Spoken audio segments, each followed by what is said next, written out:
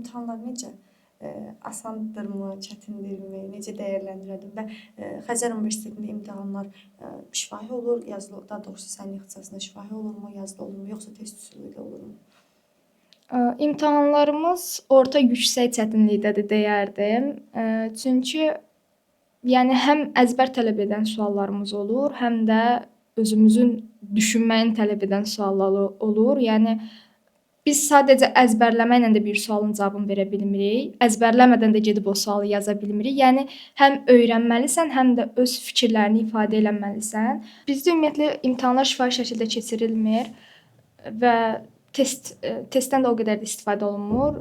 Bizə adətən açıq suallar olur və bu suallar bəzən case sualları da ola bilir, case analiz eləməklə bağlı və yaxud da konkret bir başlıq verilir. Həmin başlıq ətrafında biz yazmalıyıq ora. Yəni ucu açıq suallara o qədər də yer verilmir. Bu çox yaxşıdır. Belə. Belə də kəsilənlər çox olur sizin ixtisasdan, yoxsa faiz daha azdır? Bizim sinifdə ümumiyyətlə demək olar kəsilən olmur. Yəni çox nadirən bir nəfər olar ya da olmaz. Bizdə zərbəçilər çox olur. Deyərdim ki, məsələn 25-28 nəfərik sinifdə və bunların 20-si zərbəçidir, 5-6 əlaçımız var. Yəni təsəvvür eləyin, adiyə düşən belə çox az sayda tələbə yoldaşım var və yəni rəqabətli bir sinifik. Həlfiniz yaxşı oxuyursunuz dərslərinizi, Bəli, nə gözəl. Sizdə ödənişlidir təhsil, yoxsa ödənişsizdir? Ödənişsiz. Ödənişsizdir. Okay, nə gözəl. Sən hal-hazırda bu ixtisasla bağlı təcrübə proqramları olsun, təqaüdlər olsun, ümumiyyətlə əlavə imkanlarla maraqlanırsanmı? Bəli, maraqlanıram, həm də istifadə də edirəm, belə deyək.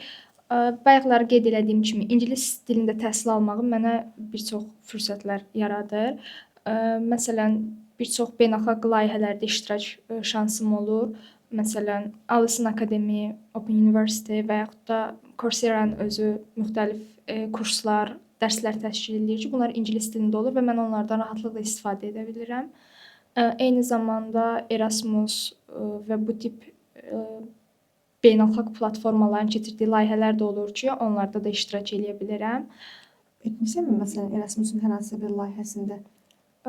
Erasmusun xatırladığım qədərilə iqlim ədaləti adında bir mövzu var idi. Bu düzdür onlayn şəkildə keçirilmişdi.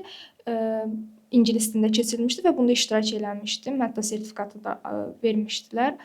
Onun xaricində təcrübədə də olmuşam. Bizdə 4-cü kursun ikinci yarısında akademik saat kimi olsa da, özüm 6 aylıq bir təcrübəm olub Respublika Narkoloji Mərkəzində və burada psixoloq və həkimlərin nəzarəti altında pasientlərlə görüşürdüm və bu əslində ixtisasımı dərindən tanımağıma və real təcrübəni artıq bilirsən ki, işləyən zaman necə olur, hamısına birə-bir tanış olursan. Bəli, yəni bu çox böyük bir inkişaf qatmışdı mənə. Nə gözəl. Sən ümumiyyətlə sosial fəaliyyətinlə bağlı nə deyə bilərsən? Sizin universitetdə buna şərait yaradılırmı? Klublar olur, müəyyən təşkilatlar olur, tələbə gənclər təşkilatı. Onlara üzvsənmi? Tövsiyə edərsənmi tələbələr həmin təşkilata üzv olsunlar?